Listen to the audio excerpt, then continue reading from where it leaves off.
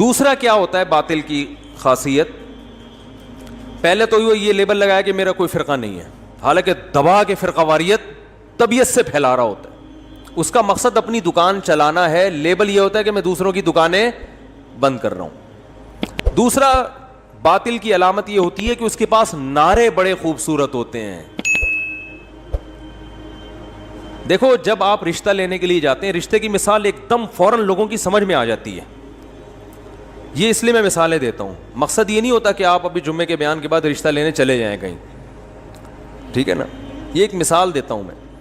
اگر آپ مالدار ہیں پہلے سے تو لڑکی والوں کو بھرم میں لانے کی ضرورت بولو نہیں پڑتی، ٹھیک ہے نا. ممکن ہے آپ سادہ ڈریس پہن کے چلے جاؤ، آپ کو پتہ ہے یار جس کے پاس پیسہ ہوتا ہے اس کو زیادہ شو بازی کی ضرورت نہیں ہوتی. جب لڑکی کے ابا آئیں گے میری شاپ پہ ملاقات کے لیے، پتہ چل جائے گا ان کو، تو سادہ ڈریس پہنو گے آپ، سیدھا سادہ جو نارمل ہوتا ہے. ایسا نہ ہو کہ چھچورے لگو وہاں جا کے، بھائی یہ کیا کسی سے ادھار لے کر آیا، کیا کیا ہے، یہ شامیانہ پہن کے آ گیا کسی کا، کیا کر رہا ہے بھائی تو. جاؤ گے آپ تمیز سے بات کرو گے، آپ کو پتہ ہے یار مجھے شو بازی کی ضرورت نہیں ہے، میرے پاس ہے اتنا. گاڑی دیکھ کے خود ہی اندازہ ہو جائے گا ان کو جو باہر کھڑی ہوئی ہے. بعض دفعہ تو اپنی گاڑی نہیں ہوتی، آدمی ٹیکسی میں چلا جاتا ہے کہ یار یہ ثبوت پیش کرنا کہ میرے پاس گاڑی ہے، میرے پاس گھر ہے، یہ میرے لیے مشکل کام نہیں ہے. اس کے لیے اگر ابھی انہوں نے بلایا اپنی گاڑی نہیں ہے تو چلو یار کسی بھی دوست کی گاڑی پکڑ کے پہنچ جاؤ. اس کو ضرورت نہیں ہے اس لیے کہ وہ حقیقت میں پیسے والا ہے. لیکن غریب آدمی رشتہ لینے کے لیے جائے مالدار گھر میں، اور ایسے دھوکے بہت ہوتے ہیں. میرے پاس تو بہت آ چکے ہیں کہ دکھایا کیا تھا اتنی دولت، نکلا کچھ بھی نہیں. تو اس کو بھرم بازیوں کی ضرورت ہوتی ہے. ایسا ایک واقعہ میں پہلے بھی سنا چکا ہوں. ہمارے ایک دوست تھے، ان کی بیچاروں کا رشتہ ہی نہیں ہو رہا تھا، تو وہ ان کی ایک اسٹیٹ ایجنسی میں کسی کے پاس جاب کیا کرتے تھے، وہ ملازم تھے، اپنا ذاتی آفس نہیں تھا ان کا. تو ایک رشتہ آیا ان کے پاس، وہ بیچارے احساس کمتری میں چلے گئے تھے نا، وہ نہیں سنتے بیان، وہ پتہ نہیں ان کا تو شاید انتقال ہو گیا، اللہ تعالیٰ مغفرت فرمائے ان کی، شاید اسی غم میں ہو گیا وہ، بہرحال جس وجہ سے بھی ہوا. اب جب لڑکی والے ان کے پاس گئے ہیں تو انہوں نے کیا کیا، بھرم میں لانے کے لیے اپنی ٹانگ اٹھا کے میز پہ رکھ لی، اسٹائل بھائی، اور سگریٹ جلائی، پینا شروع. اب لڑکی کے بھائی میرے پاس آئے، یار یہ تو ان کا تو اسٹائل ہی عجیب سا ہے، سگریٹ بھی پی رہے ہیں. ابے سگریٹ بعد میں پی لینا یار، اور ایک ٹانگ اٹھا کے کرسی پہ بیٹھے ہیں، ایک ٹانگ کہاں، میز پہ سامنے، کیونکہ آفس اپنا بولو بھائی نہیں تھا. تو بیچارہ نے تھوڑا سا نا وہ احساس کمتری میں چلے گئے تھے. آدمی اچھے تھے لیکن بعض دفعہ انسان یہ کام جان کر نہیں کر رہا ہوتا، جب بہت زیادہ پریشان ہوتا ہے تو بھی ایسی کچھ اب نارملٹی والی حرکتیں ہو جاتی ہیں. اس یہ غیبت نہیں ہو رہی، کسی کو نہیں پتہ چلے گا کس کی بات ہو رہی ہے، ان کو بھی نہیں پتہ چلے گا، بے فکر رہیں. اور اگر چل بھی جائے گا تو وہ جانے میں جانوں، آپ کو کیا مسئلہ ہے. تو اب کیا ہوا ہے کہ جی وہ بھرم میں لینے کے لیے نا انہوں نے، میں نے پھر اس سے پوچھا، میں نے کہا یار تم نے کیا حرکت کی ہے، ایک تو اپنی ایج دیکھو، تم اتنی عمر تمہاری زیادہ ہو گئی اور یہ حرکت کر رہے ہو. اچھا پھر وہ لڑکی کے بھائی نے بتایا کہ ہم نے ان سے پوچھا کہ آپ کرتے کیا ہیں، انہوں نے کہا دیکھ نہیں رہا اتنے بڑے آفس میں ایسے ٹانگ پہ ٹانگ رکھ کے بیٹھا ہوا ہوں میں. ٹھیک ہے، ابھی بھی کیا بتانے کی ضرورت ہے، مطلب بزنس ہے بھائی، اچھا کھاتے ہیں، اچھا پیتے ہیں. یہ تو بیچارے کی میں نے ایک مثال دے دی جس میں ظاہر ہے سادگی زیادہ تھی، کوئی چالاکی نہیں تھی. وہ بعض دفعہ اتنا زیادہ انسان، لوگ لفٹ نہیں کراتے نا، بعض دفعہ لوگوں کو بھی تو ایک معیار بہت اونچا ہے، تو وہ تھوڑا سا نروس ہو جاتا ہے آدمی. لیکن حقیقت بھی ایسی ہے کہ نہیں ہے، جب آپ اندر سے خالی ہوتے ہیں تو بھرم کے لیے آپ کے پاس ڈائلاگ کے علاوہ بولو بھائی کچھ بھی نہیں ہوتا. پھر آپ کو کبھی اہل بیت سے محبت، کبھی عشق رسول کا نعرہ، کبھی جو ہے وہ حب صحابہ کا نعرہ، کبھی یہ نعرے کو سہارا لینا پڑتا ہے. اہل بیت سے محبت ہمارے ایمان کا جز ہے، اور یہ نعرہ لگانے میں بھی کوئی حرج بولو نہیں ہے. صحابہ سے محبت ہمارے ایمان کا جز ہے, اور یہ نعرہ لگانے میں بھی کوئی حرج نہیں ہے.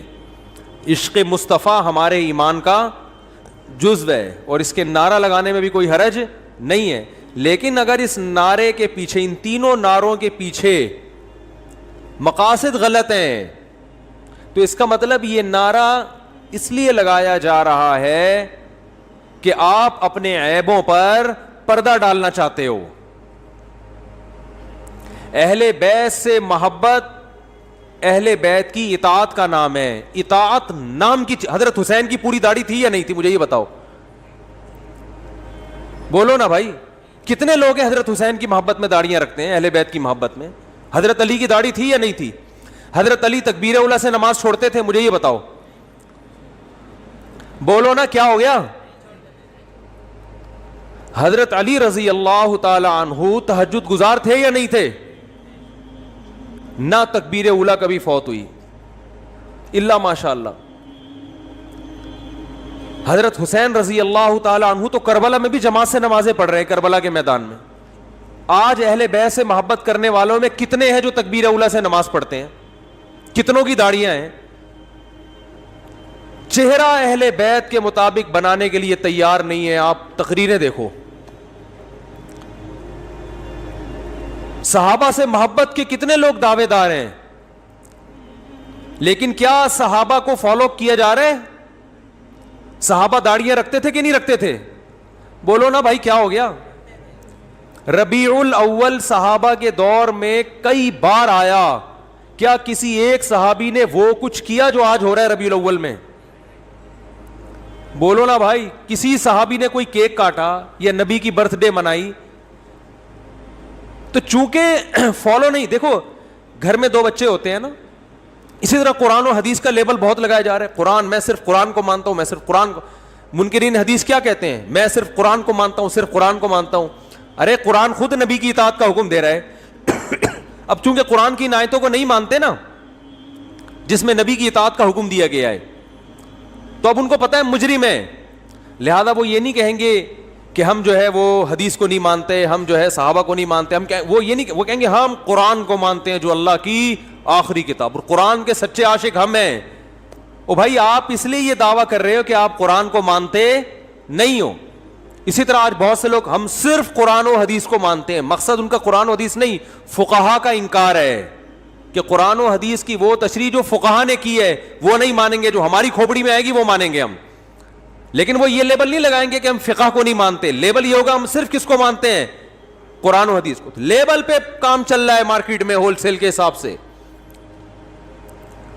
جس آدمی نے قرآن و سنت کی کوئی بھی بات اپنے پیر و مرشد کے کہنے پہ رد کرنی ہے, وہ بزرگی کا لیبل لگاتا ہے, ہم بزرگوں کو مانتے ہیں. نہیں آ رہی بات؟ ان میں سے زیادہ تر لوگ, سب نہیں, نہ تو قرآن کو مانتے ہیں, نہ قرآن و حدیث کو مانتے ہیں, نہ بزرگوں کو مانتے ہیں, نہ صحابہ کو مانتے ہیں. شاعر نے کیا بہترین بات کی ہے, شرط ایمان مصطفیٰ سے والہانہ پیار ہے.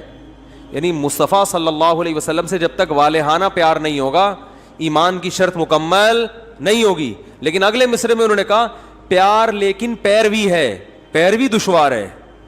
پیار نام دعووں کا نہیں ہے, پیار نام کس کا ہے؟ پیروی کا, فالو کرنا. اور کہا فالو کرنا بہت مشکل ہے. آگے شاعر کہتا ہے جس کو دیکھو اس کا دیوانہ سرے بازار ہے. یعنی کیونکہ اب لوگوں نے پیار کی ڈیفینیشن ہی کو چینج کر دیا, صرف نعرہ لگانے کو پیار کہا جاتا ہے, لہذا ہر دوسرا آدمی پیار و محبت کا دعوے دار ہے. سمجھ میں آ رہی ہے بات؟ دیکھو, دو آدمی ہونا, ایک باپ کے دو بیٹے ہیں, ایک نالائق ہے اور ایک فرما بردار ہے. فرما بردار بیٹے کو اپنے باپ سے محبت کے لیے زیادہ نعروں کی ضرورت نہیں ہوتی. نعرہ لگانا جائز ہے, اہل بیت کی محبت کا بھی, صحابہ کی محبت کا بھی. میں نعرے کی برائی نہیں کر رہا, میں یہ کہہ رہا ہوں صرف نعرہ نہیں چلے گا. بعض دفعہ وہ لوگ زیادہ نعرہ لگاتے ہیں جو اہل بیت کو یا صحابہ کو یا نبی کو فالو نہیں کر رہے ہوتے, وہ زیادہ بڑے بڑے نعرے لگا رہے ہوتے ہیں. تو دیکھو ایک باپ کے دو بیٹے, ایک فرمانبردار ایک نالائق. جب پیڑے کھانے کا ٹائم آئے گا نا تو نالائق زیادہ چیخ چیخ کے بولے گا کہ میرے ابا بہت اچھے, میں ابا کا بیٹا ہوں. یا وراثت لینے کا جب ٹائم آئے گا, ایسا ہوتا ہے کہ نہیں ہوتا؟ وراثت لینے کے لیے نالائق بیٹا سب سے آگے لائن میں لگا ہوا ہوتا ہے, نادرا کہ وہ دکھا رہا ہوتا ہے بے فارم میں, یہ میرے ابا ہیں. تو بھائی یہ زندگی میں بھی تو آپ کے ابا تھے. چلو زندگی میں خدمت نہیں کی, اب آپ اپنے ابا کے لیے کیا کوئی کنواں وقف کرنا چاہتے ہو وراثت لے کے, یا کیا کرنا چاہتے ہو؟ تو آج نعروں پر مدار ہے, نعروں پر. جو زیادہ نعرے نہیں لگاتا, دیکھو جو میت پہ پھوٹ پھوٹ کے رو رہا ہوتا ہے, لوگ کہتے ہیں اس کو بڑی محبت تھی, حالانکہ کمبخت نے ابا کی بیماری میں ایک ڈھیلا بھی خرچ نہیں کیا ہوتا, بعض دفعہ, سب نہیں. بلکہ مارنے والا رو رہا ہوتا ہے سب سے زیادہ. تو جس نے قتل کیا ہوتا ہے نا, جنازے میں سب سے زیادہ, آپ نے دیکھا نہیں ہے کیا؟ ارے ایسے بہت سے واقعات ہیں, جس نے قتل کیا سب سے زیادہ جنازے میں وہی رو رہا ہوتا ہے, تاکہ کسی کو شبہ ہی نہ ہو. اور اسی سے شبہ ہوتا ہے بھئی اتنا کیوں رو رہا ہے,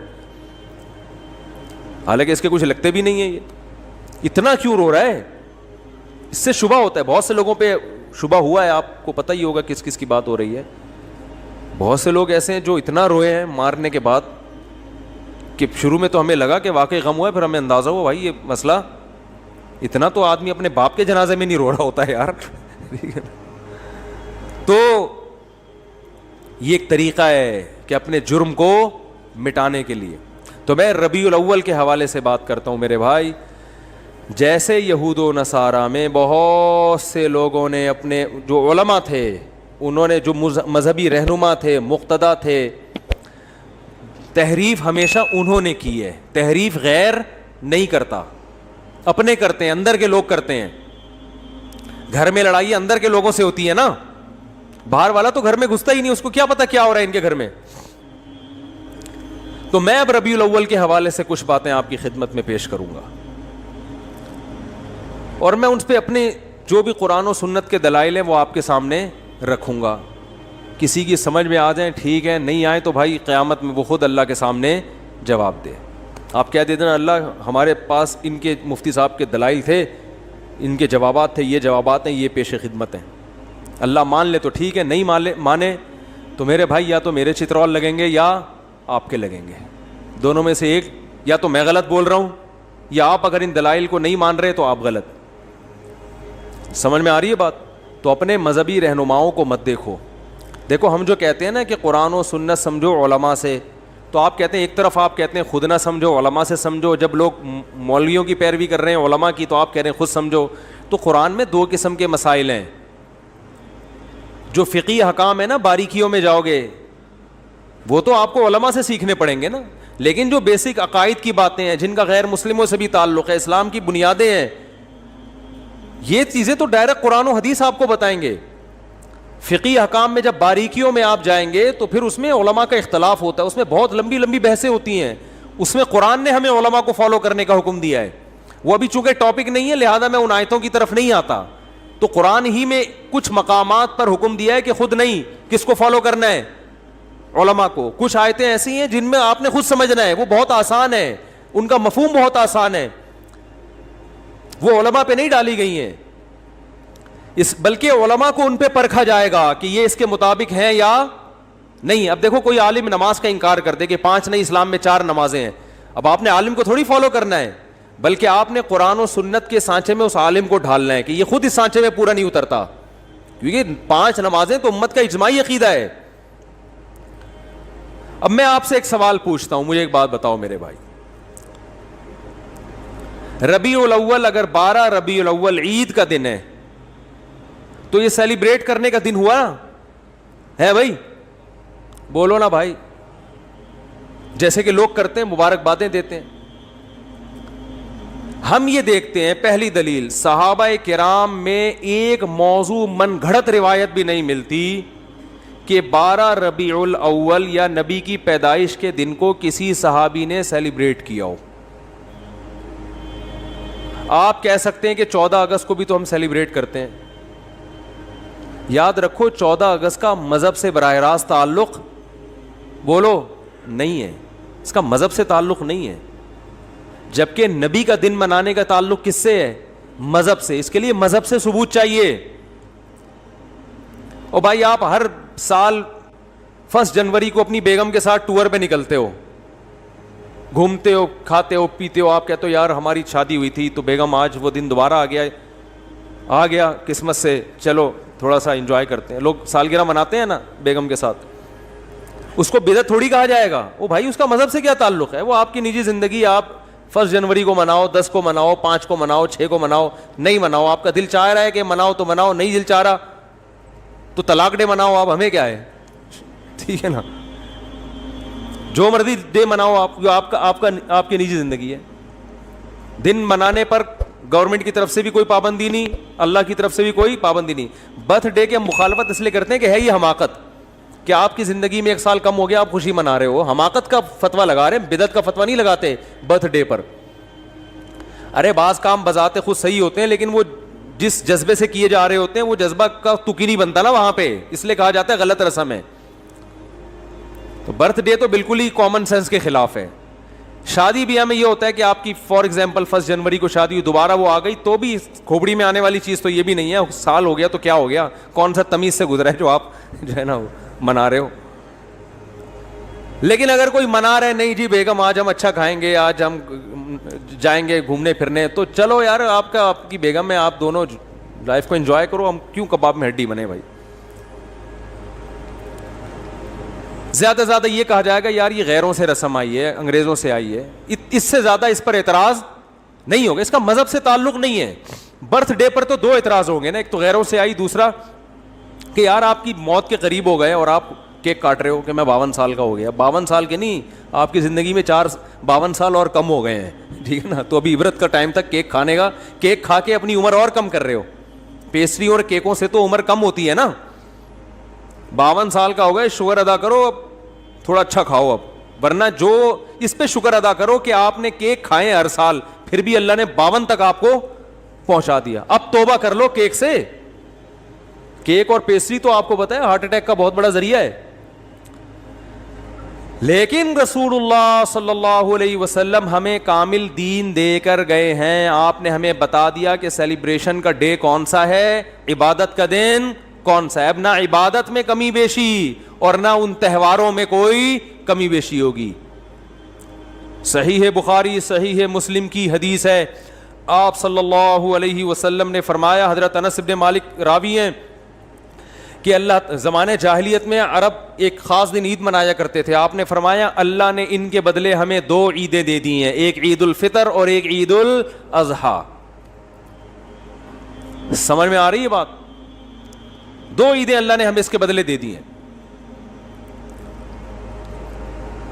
تو اسلام میں جو عید ہے کتنی ہے؟ 2. ان عیدوں میں حکم ہے آپ اچھے کپڑے پہنے, اور اس کی کوئی لاجک بھی ہے نا. لاجک یہ کہ رمضان کے روزے ختم ہوئے, چھٹی, جسمانی خوشی بھی روحانی خوشی بھی. جسمانی خوشی یہ وہی ہوٹل کے پراٹھے شروع دوبارہ سے, کٹکے کی پرمیشن مل گئی آپ کو, یہ جسمانی. روحانی یہ کہ اللہ نے اتنی بڑی عبادت ہم سے لے لی. ویسے ایک روزہ رکھنا کتنا مشکل ہے, پورے مہینے اللہ نے روزے رکھوا دیے ہم سے, گن پوائنٹ پہ رکھوا لیے نا, فرض کر دیے, ورنہ ہمیں اختیار دیتا تو ہم تو ساری زندگی سوچتے ہی رہتے. اللہ نے کہا رکھنے پڑیں گے بس. تو چلو زبردستی اللہ نے عبادت کروا لی, مگر کروا تو لی نا, اس بہانے اللہ کا نام لینے کی توفیق مل گئی. رمضان نہ ہوتا تو رمضان کی عبادتیں ہوتی نہیں ہوتی. تو یہ دونوں خوشیاں, بقرعید میں بھی 2 خوشی. روحانی خوشی یہ کہ ابراہیم علیہ السلام کی سنت زندہ ہو رہی ہے, گناہ معاف ہو رہے ہیں قربانی کے ذریعے. جسمانی خوشی گوشت کھانے کو مل رہا ہے تازہ, اپنے ہاتھوں کا ذبح کیا ہوا, یقین ہے گائے کا ہی ہے, بکرے کا ہے, یقین ہے, ورنہ کیا پتا بھائی کیا کیا لوگ ہوٹلوں میں کھاتے ہیں کھلاتے ہیں. تو وافر مقدار میں گوشت کھانا سے بڑے فائدے ہوتے ہیں. بیان بھی ہمارے جب ہی سمجھ میں آتے ہیں. لوگ جو اعتراض کرتے ہیں نا مجھ سے, یہ کیا بیٹھ کے باتیں کر رہے ہوتے ہیں شادیوں کی, بھائی آپ جب سبزی کھاؤ گے تو نہیں سمجھ میں آئیں گی یہ باتیں. سبزی کھانے والے کی سمجھ میں, ہندو بہت زیادہ اعتراض کرتے ہیں اسلام کے 4 شادیوں پر, بھائی جب سبزی کھاؤ گے تو کہاں سے سمجھ میں آئیں گی یہ باتیں؟ گوشت کھاؤ. تو خیر دونوں دو اللہ نے عیدیں دیں. اب مجھے ایک بات بتاؤ کہ ہم دیکھتے ہیں کہ رسول اللہ صلی اللہ علیہ وسلم کے دور میں ربیع الاول درجنوں دفعہ آیا. آپ صلی اللہ علیہ وسلم کے دنیا سے جانے کے بعد کا ٹائم بھی اگر ملایا جائے اور آپ کا ٹائم ملایا جائے تو درجنوں بار آیا ہے. یعنی کوئی ایک ضعیف سے ضعیف روایت بھی نہیں ملتی کہ اس مہینے کو صحابہ کرام نے دوسروں مہینوں سے کوئی الگ حیثیت دی ہو, کہیں بھی نہیں ملتا. حتیٰ کہ رسول اللہ صلی اللہ علیہ وسلم کی جو تاریخ ولادت ہے وہ بھی 12 بنتی نہیں ہے کسی حساب سے. فلکیات کی روح سے اگر آپ کیلکولیشن کریں نا بیٹھ کے, تو نہ تاریخ وفات 12 ربیع الاول بنتی ہے اور نہ تاریخ ولادت. دیکھو اسلامی تہوار جو ہوتے ہیں نا, بلکہ دنیا میں کسی بھی مذہب کے جو تہوار ہوتے ہیں ان کی ڈیٹ میں کسی کا اختلاف نہیں ہوتا, کیونکہ وہ ایسی چیز ہے جو تمام اہل مذاہب کو جوڑ دیتی ہے. جیسے ہندو جو ہولی مناتے ہیں, جہاں بھی دنیا میں ہندو پایا جائے گا ایک ہی دن پہ منائے گا وہ ہولی. عیسائی کرسمس مناتے ہیں پوری دنیا کے کس دن؟ 25 کو. تہواروں میں اختلاف کسی مذہب میں نہیں ہوتا. مسلمان عید الفطر مناتے ہیں 1 شوال کو. کسی بھی مسلک کا مسلمان ہوگا شوال کی پہلی تاریخ, کیا دیوبندی, کیا بریلوی, کیا اہل حدیث, کیا شیعہ, کیا سنی, کیا حتیٰ کہ جو یعنی جن کی صرف اسلام کی طرف اپنی نسبت کرتے ہیں وہ لوگ, چاہے اسلام سے ان کا تعلق ہو نہ ہو, عید تہوار 1 شوال. وہ الگ بات ہے, 1 شوال میں فرق آتا ہے کہ ہمارے یہاں 1 شوال ایک دن پہلے تو وہاں ایک دن بعد, لیکن ہے 1 شوال. اور بقرہ عید 10 ذی الحج, ان میں کہیں اختلاف نہیں ہوتا. اگر 12 ربیع الاول تہوار ہے مسلمانوں کا تو اس کی تعیین میں اس قدر اختلاف ہے کہ آپ اگر کتابیں اٹھا کے دیکھو گے صحیح حدیث تو ایک بھی نہیں ملے گی, ایک بھی نہیں ملے گی. حتیٰ کہ احمد رضا خان بریلوی انہوں نے اپنی کتاب میں پورا ایک رسالہ لکھا ہے کہ نبی کی صحیح ولادت کی تاریخ کیا ہے, اس میں 8 ربیع الاول ثابت کیا انہوں نے. وہ کتاب کا حوالہ بھی میں نے دیا تھا. لوگ کہتے ہیں کہ انہوں نے اس سے رجوع کر لیا تھا, فرض کرو رجوع کر لیا تھا, لیکن پہلے پوری تحقیق پر ایک رسالہ لکھا اور رسالہ لکھ کے ثابت کیا کہ کون سی تاریخ ہے 8. یہ میرا کلپ یوٹیوب پہ موجود ہے. پھر اس سے رجوع کر رہے ہیں. اس کا مطلب کنفیوژن تو پیدا ہو گئی نا. تہواروں میں ایسی کنفیوژن بولو بھائی نہیں ہوتی. مجھے نہیں پتا رجوع کیا ہے کہ نہیں کیا, میں کہتا ہوں فرض کر لو رجوع کیا ہے. اول تو اتنے تحقیقی رسالے سے رجوع کرنا آسان نہیں ہوتا. ایک رسالہ ہے, صرف لکھا ہوا نہیں ہے, پوری تحقیق سے ثابت کی ہے انہوں نے. تو تہواروں میں اختلافات بولو بھائی نہیں ہوتے. اب میں نمبر وار بتاتا ہوں آپ کو جلدی جلدی کہ کون کون سے دلائل ہیں جس سے پتا چلتا ہے کہ 12 ربیع الاول کوئی خوشی کا تہوار منانے کا دن نہیں ہے. نمبر وار دلائل. نمبر 1, صحابہ کرام میں ہمیں کوئی ضعیف روایت بھی نہیں ملتی کہ 12 ربیع الاول تو دور کی بات, پورے ربیع الاول میں کوئی انہوں نے الگ سے اس مہینے کو اہمیت دی ہو. اسلام میں 4 مہینے محترم ہیں, ان میں ربیع الاول کا نام نہیں آتا. سمجھ میں آ رہی ہے بات؟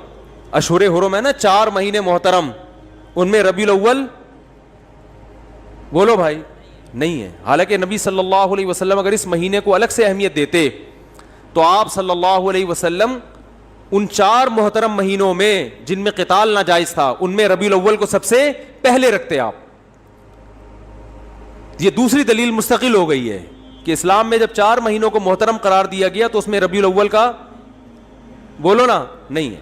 تو پہلی دلیل, نبی صلی اللہ علیہ وسلم نے اپنے دور میں کبھی بھی نہیں منایا, کوئی ایک ضعیف حدیث بھی نہیں ملتی. لوگ کہتے ہیں پیر کا روزہ رکھا ہے, میں اس طرف آ رہا ہوں ابھی. نمبر 2, صحابہ کرام نے خلفائے راشدین کے دور میں کوئی ایک جھنڈی کیا ایک تنکے کا بھی ثبوت نہیں ملتا کہ الگ سے اس مہینے کو کوئی پروٹوکول دیا ہو. نمبر 3, اسلام میں 4 مہینے محترم قرار دیے گئے, ان میں ربیع الاول کا تذکرہ بولو نہیں ہے. نمبر 4 کہ اسلام میں 2 عیدیں تو بڑی ہیں اور ایک عید ہے جمعے کی جو چھوٹی عید کہلاتی ہے. اس کا بھی عید کے ساتھ لک ہے نا. ایک روایت میں اس کو عید قرار دیا گیا ہے, اور اس میں عید کے کچھ احکامات بھی ہیں, صرف زبانی کلامی قرار نہیں دیا گیا بلکہ عید کے, بولو بھائی, کچھ احکامات بھی ہیں. جو کہ مسجد آتے ہیں نا تو جمعے کے دن بھی نہا دھو کے, عید کے دن بھی اجتماع ہوتا ہے, جمعے کے دن بھی اجتماع ہوتا ہے, عید کے دن بھی 2 رکعتیں ہوتی ہیں, جمعے کے دن بھی 2 رکعتیں, عید کے دن بھی خطبہ ہوتا ہے, جمعے کے دن بھی خطبہ ہوتا ہے. تو یہ ساری مشابہتیں کس کے ساتھ ہیں؟ عید بھی جمہور علماء کے نزدیک صرف شہر میں جائز ہے, عید بقرعید کی نماز گاؤں میں دیہاتوں میں جائز نہیں ہے. جمعہ بھی انہی جمہور علماء کے نزدیک صرف شہر میں جائز ہے, گاؤں دیہاتوں میں جمعہ جائز نہیں ہے. تو سارا لک آ رہا ہے کہ نہیں آ رہا, اور اس کو عید قرار. اور ایک مزید مشابہت کہ نبی صلی اللہ علیہ وسلم نے فرمایا کہ جمعے کے دن کو روزے کے ساتھ خاص مت کرو. جائز ہے روزہ رکھنا, لیکن اسپیشل اس کی کوئی فضیلت نہیں ہے. پہلے سے رکھتا آ رہا ہے کوئی کنٹینیو تو ٹھیک ہے. الگ سے یہ کہنا کہ آج جمعے کا دن ہے, بڑا دن ہے تو میں روزہ رکھوں گا, یہ ٹھیک نہیں ہے. کیوں؟ عید کے دن روزہ نہیں ہوتا نا, تو اب بڑی عید تو نہیں ہے, لہذا روزے کو مکروہ قرار دیا گیا. اب مجھے ایک بات بتاؤ, سب سے پہلے جو قوم آئی وہ یہودی تھے نا, ان کے لیے جو بڑا دن تھا گویا مجازی عید تھا, وہ ہفتے کا دن تھا یا نہیں؟ آج بھی یہودی ہفتہ مناتے ہیں. ان کی مجازی عید کون سی تھی؟ ہفتہ. اس کے بعد آئے عیسائیوں کے لیے کون سا دن ہوا؟ اتوار. اس کے بعد آئے مسلمان, تو کون سا ہونا چاہیے تھا؟ پیر کا دن نبی کی ولادت کا دن بھی ہے. اس بات کے زیادہ لائق تھا کہ یہ بڑا دن بنا دیا جاتا, اور اس بات کے لیے بھی کہ وہ ہفتہ اتوار پھر ہم اس کے بعد پیر. لیکن ریورس گیئر لگا دیا اسلام نے, نا نا نا نا نا نا, پیر کا دن نہیں بنے گا تمہارے لیے. بہت مشکل ہے بات سمجھانا, بہت مشکل. ماموں کو سمجھانا, بولو بھائی, بہت مشکل. ماموں بنانا آسان ہے, ماموں کو سمجھانا مشکل. تو اسلام نے پیر کے دن کو پروٹوکول, حالانکہ بنتا بھی تھا اور قیاس کا تقاضا بھی تھا کہ وہ ان کا جمعہ ہے, ان کا ہفتہ ہے, ان کا اتوار ہے, تو ہمارا پیر ہونا چاہیے, ریورس. ورنہ بدعتیوں کو موقع مل جاتا کہ اسلام میں بڑا دن اس لیے ہے پیر, اس لیے کہ اس میں نبی کی ولادت, وہ سیلیبریٹ کرتے, اس کو مناتے, اور انہی بے اعتدالیوں کا شکار ہوتے جس کے یہود و نصارہ شکار ہوئے ہیں, کیونکہ وہ دیکھ لیا تھا اسلام نے کہ وہ یوم ولادت پہ کیا کرتے ہیں. یہ فلسفہ ختم کر دیا اسلام نے. کتنے دلائل ہو گئے ہیں؟ 3 ہو گئے, 4 ہو گئے, جتنے بھی ہو گئے بعد میں لکھ لینا اس کو. ہمیں آم کھانے سے مطلب ہے, پیڑ گننے سے.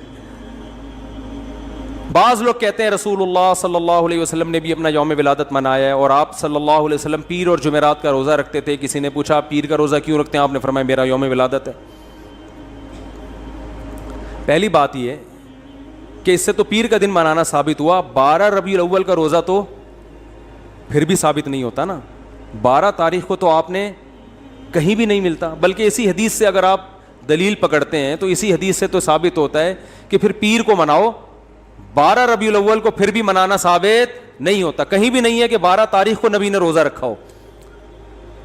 دوسری بات کہ پیر کو آپ صلی اللہ علیہ وسلم نے روزہ رکھا تو اس میں آپ نے اس کے تہوار ہونے کی اور نفی کر دی ہے, کیونکہ روزہ اور تہوار جمع نہیں ہوتے. روزہ رکھ کے آپ نے بتا دیا کہ اس دن کو سیلیبریٹ کرنے کا کہ تصور کو میں جڑ سے ختم کر رہا ہوں. عید الفطر کے دن روزہ ہوتا ہے. دیکھو پیر کا دن اس بات کے بھی امکان تھا کہ تہوار بھی ہو سکتا ہے اور نہیں بھی ہو سکتا. ہمیں دوسرے دلائل سے پتہ چلا کہ یہ تہوار نہیں ہے, لیکن نبی صلی اللہ علیہ وسلم نے ان دلائل پر مہر لگا دی روزہ رکھ کے. کیا کر دیا بھائی؟ مہر لگا دی کہ اس میں سیلیبریشن کا جو تصور ہے نا وہ کھرچ کے ختم کر دیا جائے. کسی بھی دن کو روزہ رکھ کے منایا نہیں جا سکتا. خوشیاں ہمیشہ کھا پی کے منائی جاتی ہیں, بھوکا رہ کے نہیں منائی جاتی. کھانے پینے کے دن ہوتے ہیں خوشی کے دن. میں اس کی بہت سی مثالیں دیتا ہوں. آپ کا بیٹا پاس ہو گیا اچھے نمبروں سے, اتفاق سے, کراچی میں ہے تو ظاہر ہے پھروں سے پاس ہوا ہوگا. لیکن اس سے غرض نہیں, پاس ہو گیا, 6 نمبر آ گئے اس کے. لوگ کہتے ہیں بہت خوشی ہوئی جی آپ کا بیٹا پاس ہو گیا, کچھ مٹھائی تو ہونی چاہیے. آپ کہتے ہیں ٹھیک ہے, خوشی میں کل صبح کا ناشتہ گول, نہ آپ نے صبح کا ناشتہ کرنا ہے نہ میں نے, بھوکا رہ کے سیلیبریٹ کریں گے, خوشی منائیں گے. کبھی ایسا دیکھا آپ نے؟ کیا ہو گیا بھائی؟ آپ کہہ سکتے ہیں شکرانے میں تو لوگ روزے رکھتے ہیں, تو شکرانے میں روزہ رکھنا وہ تو ایک عبادت ہے نا, ہم تو سیلیبریشن کی بات کر رہے ہیں. شکرانے میں روزہ اس لیے کہ اپنے آپ کو تھکایا جاتا ہے, تو وہ تو ایک عبادت ہے نا روزہ, تو اس میں تو اپنے آپ کو تھکائیں گے آپ. خوشی منانا میں کھانا پینا کے بغیر خوشی نہیں منائی جاتی. خوشی میں کھانا پینا لازمی عنصر ہے. دنیا کے ہر مذہب میں, دنیا میں کوئی ایسا مذہب نہیں ہے جو خوشی بھوکا رہ کے مناتا ہو. دیکھو نبی صلی اللہ علیہ وسلم نے فرمایا للصائم فرحتان, روزے دار کے لیے 2 خوشیاں ہیں, فرحتیں ہیں. ایک جب جنت میں اجر ملے گا, اور ایک جب افطاری کے لیے بیٹھتا ہے وہ. تو روزے دار کو بھی خوشی روزہ رکھ کے نہیں ہوتی, روزہ کھا کے ہوتی ہے. تو کیا مطلب؟ نبی نے بتایا کہ صبح سے شام تک جو تم خوشی لیس زندگی تم نے گزاری ہے نا روزے کی حالت میں, اس میں خوشی بالکل بھی نہیں تھی, فرحت نہیں تھی. تو 2 فرحتیں تمہیں ملیں گی, ایک دنیا سے جانے کے بعد اور ایک دنیا میں. جو دنیا میں جو روزے کی فرحت ہے وہ روزے کے دوران نہیں ملے گی, وہ جب پکوڑے کھانے کے لیے افطاری میں بیٹھو گے, پھوڑو گے طبیعت سے. وہ بھوک میں آپ کو پکوڑوں کا مزہ کتنا ٹائٹ ہے کہ نہیں ہے. پکوڑے کے خلاف جتنی مرضی تقریریں کرو, لیکن روزہ رکھ کے جو پکوڑا اور چٹنی کا مزہ ہے نا وہ کسی چیز میں نہیں. تو نبی نے کیا فرمایا؟ روزے دار کے لیے مشہور حدیث ہے, روزے دار کے لیے 2 خوشیاں. تو یہ نہیں فرمایا روزے دار صبح سے لے کر مغرب تک بہت خوشی خوشی زندگی گزار رہا ہوتا ہے, ایک دم ٹینشن میں آ جاتا ہے دسترخوان دیکھ. تو روزے دار کو بھی خوشی کس وقت ملتی ہے بھائی؟ جب وہ کھانے کے لیے دسترخوان پہ بیٹھتے ہیں. انسانی نیچر ہے, بھوکا رہ کے خوشی نہیں ہوتی. میں جس دن روزہ رکھ کے یہاں بیٹھتا ہوں نا بیان کرنے, تو مجھ سے نہیں ہو رہا ہوتا, عجیب سب پھیکا پھیکا منہ, غصہ آ رہا ہوتا ہے مجھے لگتا ہے کہ پھر میں کہتا ہوں یار جس دن بیان ہو اس دن روزہ نہ رکھے آدمی, اس کا سزا پھر عوام بھگتتی ہے. تو روزے میں ہوتا ہے انسان نہیں, ٹینشن ہوتی ہے تھوڑی سی اس کو, وہ راحت نہیں ہوتی, نہ چہرے پہ نہ خوشی ہوتی ہے, تو ٹینشن ہے نا, تبھی تو عبادت ہے. تو آپ کی جناب شادی ہوئی, لوگ کہہ رہے ہیں ماشاءاللہ ماشاءاللہ بھائی مبارک ہو, کچھ تو ہو جائے. تو آپ خوشی میں ولیمہ کھلاتے ہو, کیونکہ نبی نے بھی کیا کیا تھا؟ کھانا کھلایا تھا. روزہ رکھ کے نکاح کو سیلیبریٹ نہیں کیا. آپ نے یہ نہیں کہا کہ آج میرا نکاح ہوا ہے تو میرا بھی کل روزہ اور تمام صحابہ کا کل روزہ, ایسا نہیں. صحابہ عرض کرتے یا رسول اللہ آپ کا نکاح ہوا ہے, روزے تو ہم رکھتے ہیں لیکن یہ تو روزے کا موقع نہیں, یہ تو خوشی کا موقع ہے, اس میں تو کھانا کھلانا ہے.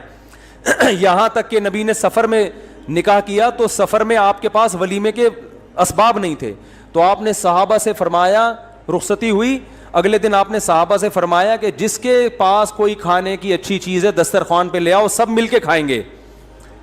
تو اپنے خرچے پہ بھی کھلانا ضروری نہیں ہے ولیمے میں. اگر نہیں ہے بھائی ابھی سفر میں ہے, کوئی بات نہیں یار تھوڑا سا اللہ گلا ہو جائے گا, آؤ سب بیٹھ کے ایک دسترخوان پہ کھاتے ہیں, اس کا اپنا مزہ ہے نا.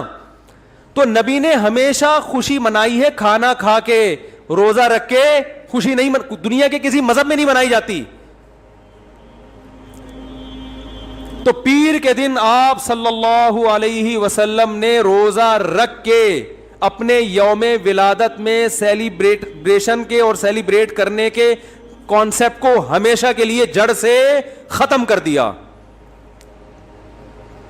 اب جو نبی کا سچا عاشق ہوگا وہ ربیع الاول کو خوشیاں نہیں منائے گا, بہت زیادہ کچھ کرے گا تو روزہ رکھ لے گا. ہم تو کہتے ہیں اس کے لیے بھی ثبوت چاہیے روزہ رکھنے کے لیے بھی, لیکن اگر آپ کوئی قیاس کر کے ادھر ادھر سے نکالتے بھی ہو تو زیادہ سے زیادہ روزہ مل جائے گا. دیکھو خوش ہونا الگ چیز ہے, خوشی منانا الگ چیز ہے. ربیع الاول میں خوش ہونے پر پابندی نہیں ہے. اگر کوئی اس لحاظ سے ربیع الاول کا مہینہ سوچ کے خوش ہوتا ہے کہ اس میں نبی کی ولادت ہوئی تھی, اس کو مناسبت ہے, تو خوش ہونے پر گورنمنٹ کی طرف سے بھی کوئی پابندی نہیں اور اللہ کی طرف سے بھی کوئی پابندی نہیں ہے. خوشی تو کسی بھی بات پہ ہو سکتی ہے نا. ربیع الاول سے محبت بھی ہو سکتی ہے کہ یار اس مہینے میں نبی پیدا ہوئے تو مجھے اس میں محبت ہے, کوئی پابندی نہیں, بلکہ عین نبی سے محبت کا تقاضا ہے. اس محبت کو منانا. بات آ رہی ہے سمجھ میں؟ منانا الگ چیز ہے. خوش ہونے پر آپ ہو خوش، کوئی مسئلہ نہیں. ہمارے حضرت فرماتے جب بھی ربیع الاول کا مہینہ آتا ہے میرے دل میں ایک عجیب سی ایک محبت پیدا ہوتی ہے اس مہینے سے. اور علماء کی یہ مزاج ہے یار، نبی سے بھائی نبی کی طرف جو چیز بھی منسوب ہوگی اس سے محبت ہوگی کہ نہیں ہوگی؟ یقیناً ہوگی. ہم جاتے ہیں مدینہ منورہ، رسول اللہ صلی اللہ علیہ وسلم کا حجرہ یہاں تھا مدینہ میں، دیکھ کے خوشی ہوتی ہے نا، ایک محبت کے جذبات ابھرتے ہیں. یار نبی کی نسبت ہے، یہاں حجرہ تھا امی عائشہ کا، یہاں یہ امی عائشہ کا حجرہ، یہ نبی صلی اللہ علیہ وسلم کے بیٹھنے کی جگہ، یہ امامت کی جگہ، دیکھ کے ایک ایمان تازہ ہوتا ہے. لیکن کرنا کچھ نہیں ہے وہاں، کیونکہ کچھ کرنے کے لیے ثبوت کی ضرورت ہے. وہاں کرنا کچھ نہیں ہے، زیارت کر کے خوش ہونا ہے، اللہ سے دعا مانگنی ہے کہ اللہ ہمیں نبی سے اور محبت نصیب فرما. کرنا کچھ نہیں ہے. کرنا جہاں جہاں جو کچھ ہے وہ نبی نے بولو بھائی بتا دیا کہ یہاں یہ کرنا ہے، یہاں یہ کرنا ہے. طواف کی جگہ کہاں ہے، اعتکاف کی جگہ کہاں ہے، صفا مروہ کی سعی کہاں ہوگی، رمی کہاں ہوگی، قربانی کہاں ہوگی، یہ سب چیزیں نبی نے بتا دی ہیں. اب آپ کو کب مینا میں قربانی ہوتی ہے نا، آپ جوش میں آئے کہ یار مجھے تو نبی کے جگہ سے اتنی محبت، جہاں آپ کا حجرہ تھا میں فرط محبت میں دیوانہ ہو گیا، میں قربانی وہاں کروں گا نبی کی یاد. کوئی کر سکتا ہے؟ سعودی گورنمنٹ پکڑ کے فوراً جیل میں ڈال دے گی. او بھائی قربانی نبی نے بھی کہاں کی ہے؟ مینا میں کی ہے. دم بھی مینا میں دینا پڑے گا، حرم میں، حدود حرم میں. تو ہر چیز کی لوکیشن، جگہ جہاں کیا کیا کرنا ہے وہ نبی نے بتا دیا ہمیں. اخپل طریقے سے نہیں چلنے کی اجازت آپ کو. ایک تھوڑی سی دلیل اور رہ گئی، یہ ٹاپک بہت اہم ہے نا، اس کو مکمل ہونے دیں. میرا خیال یہ تھا اس پہ کہ نبی نے روزہ رکھ کے بتا دیا کہ اس کو سیلیبریٹ کرنے کا کوئی تصور بولو بھائی نہیں ہے. ایک اور دلائل تو ایسے بہت ہیں، بس وقت ختم ہو رہا ہے تو ایک آخری دلیل لے کے پتلی گلی سے نکلتے ہیں. اسلام میں جتنے تہوار ہیں وہ دن کی روشنی میں ہیں، راتوں کو بولو بھائی نہیں. رات کو تہوار منانا یہ یہود و نصارہ کا کلچر ہے. رات کو اسلام نے تہوار نہیں رکھے. شب برات بھی اسلام میں اسی وجہ سے نہیں ہے. جو 15 شعبان ہے نا اس کی رات میں عبادت ہے، تہوار نہیں ہے. سمجھ رہے ہو؟ راتیں عبادت کے لیے، تہواروں کے لیے نہیں ہے، سونے کے لیے اور عبادت کے لیے. عیسائی کرسمس کب مناتے ہیں؟ رات کو. ہندو دن میں ہولی مناتے ہیں، مگر ان کی جو رسومات کا بہت زیادہ حصہ رات کے وقت بھی ادا ہوتا ہے. رات کو اسلام نے تہوار اس لیے نہیں رکھے کہ رات میں انسان کی توجہ گناہوں کی طرف جانے کا خطرہ زیادہ ہوتا ہے. اور شاعر اسلام دن کی روشنی میں ادا کیے جاتے ہیں. شاعر اسلام کیونکہ وہ اسلام کی ایک معرفت کا ذریعہ ہیں. تو اس زمانے میں تو لوگ راتوں کو سو جایا کرتے تھے نا، جبکہ ربیع الاول دن میں زیادہ منایا جاتا ہے یا رات میں؟ رات میں، کیونکہ چراغاں کرنا ہے اور چراغاں دن میں ہوتا ہی نہیں. تو اسلام میں جتنے تہوار ہیں کب ہیں؟ دن کی روشنی میں. تو پتہ چلا اسلام کے تہواروں میں چراغاں ہے ہی نہیں.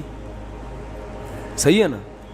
کیونکہ دن میں تو لائٹیں نظر نہیں آئیں گی. اب مجبور ہیں رات کو ربیع الاول منانے پر، کیونکہ چراغاں کب ہوتا ہے؟ رات. اور رات کو اسلام میں تہوار، ارے بول لو نا، نہیں ہوتا.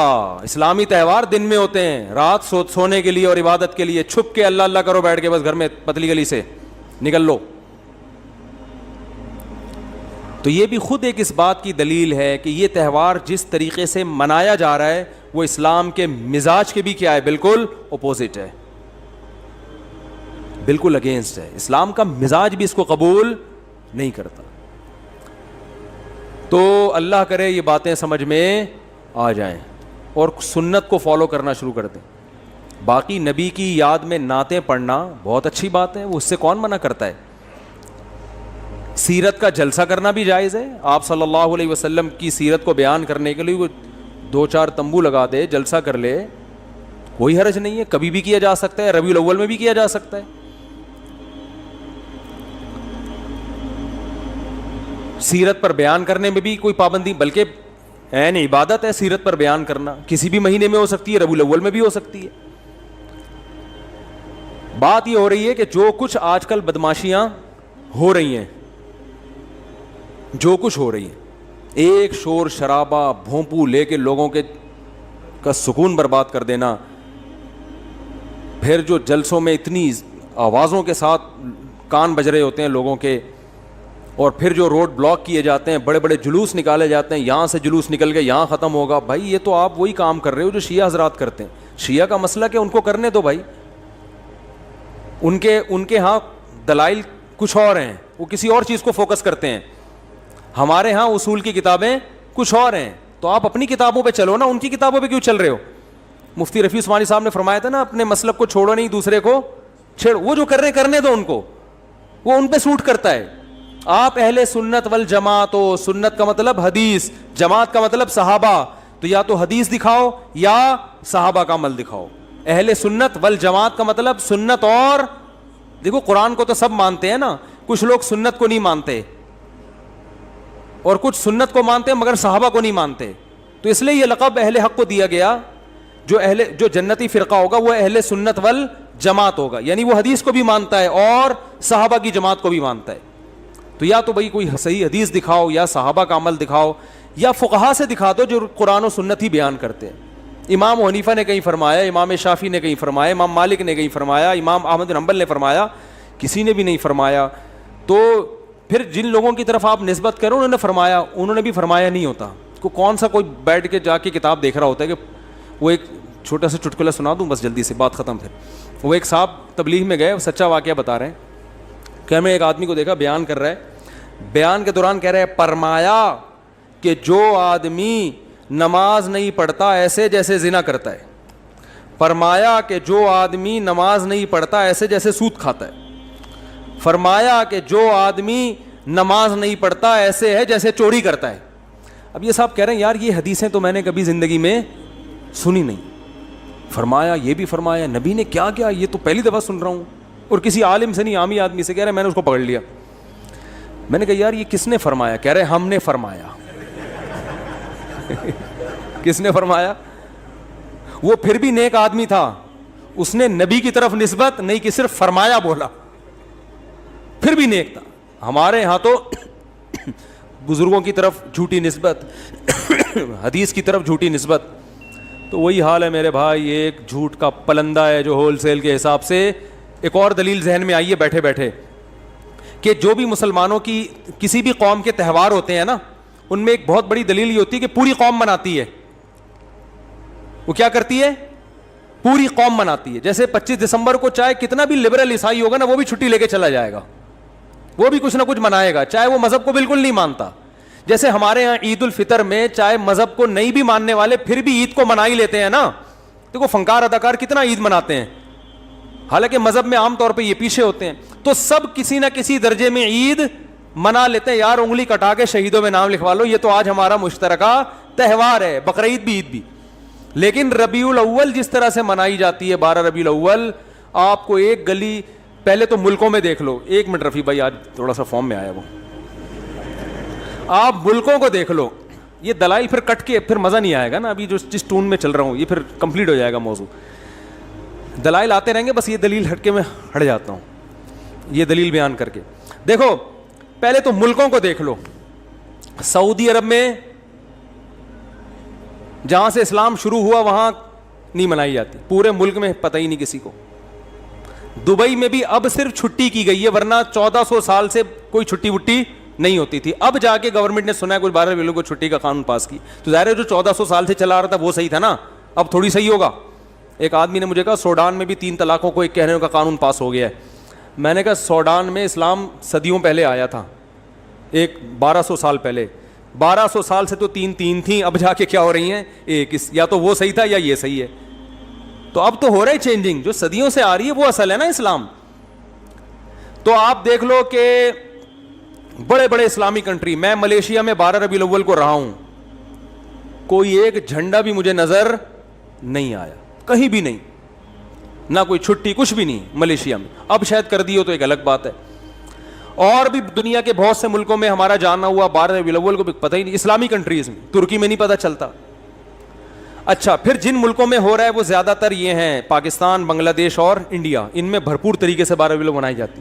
تو ان میں بھی ہر جگہ نہیں ہے, KPK میں نہیں زیادہ تر پتہ چلتا, پشاور میں 12 ربیع الاول کا زیادہ پتہ نہیں چلے گا, کیونکہ 1200 سال پہلے جو اسلام آیا اس میں 12 ربیع الاول نہیں تھی, تو وہ نہیں مناتے اب تک. کہیں کہیں چیدہ چیدہ وہ ایک آدھ نظر آ جائے گا کہ جھنڈا لگا ہوا ہے, نہیں منائی جاتی. پھر بہت سے شہروں میں پتہ ہی نہیں چلتا, کوئٹہ میں نہیں ہے, بہت کم ہے, نہ ہونے کے برابر.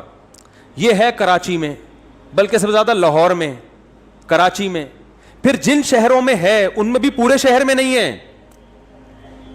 کھارا در میں بھرپور طریقے سے, ڈیفنس میں نہیں ہے. سمجھ میں آ رہی ہے بات؟ کھارا در میں آپ کو لگے گا ایک بالکل ایک نیا دن ہے آج, ڈیفنس جاؤ گے تو کچھ بھی نہیں ہے, حالانکہ وہ بھی مسلمان ہے بھائی. گلشن اقبال میں نہیں ہے.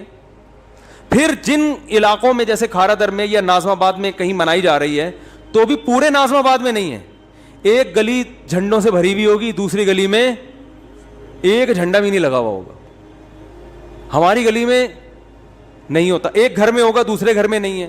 پھر جس گلی میں جھنڈے لگے ہوئے اس میں بھی پوری گلی میں نہیں ہے, کچھ گھروں میں جھنڈے لگے ہوئے ہیں, کچھ گھر ویسے ہی سوکھے سوکھے ٹھیک ہے, وہ نارمل لائف کے مطابق نہیں گزار رہے ہیں. تو اس سے بھی پتہ چلتا ہے یہ مسلمانوں کا تہوار نہیں ہے, کیونکہ تہوار ہوتا تو پوری قوم, بولو بھائی, ایک جگہ جمع ہوتی. تو یہ گڑا ہوا ہے, اخپل طریقے سے ایجاد کیا گیا ہے, اس کا اسلام سے کوئی تعلق نہیں ہے. نبی کی محبت میں نبی کی اطاعت کرنی پڑے گی, اور نبی کی محبت میں صحابہ کو فالو کرنا پڑے گا. ان کے طریقے سے ہٹ کر میرے بھائی نبی کی محبت کا دعویٰ برائے دعویٰ ہو جاتا ہے. وہ کھوکھلا دعویٰ ہے جو قیامت کے دن قبول نہیں ہوگا, اور اس سے اسلام کا امیج کتنا خراب دنیا میں جاتا ہے. اسلام تو بڑا پیارا مذہب ہے بھائی, کوئی بھی آئے وہ گورا دیکھے گا تو پریکٹیکل مسلم ہے, عملی طور پر کرنا پڑتا ہے ان کے یہاں کچھ. تو وہ یہ جس طریقے سے یہ سب کچھ ہو رہا ہے, یہ چیزیں غیر مسلموں کو اٹریکٹ نہیں کریں گی آپ کی طرف. اللہ تعالی ہمیں سمجھنے کی عمل کی توفیق عطا فرمائے. وما علینا الا البلاغ.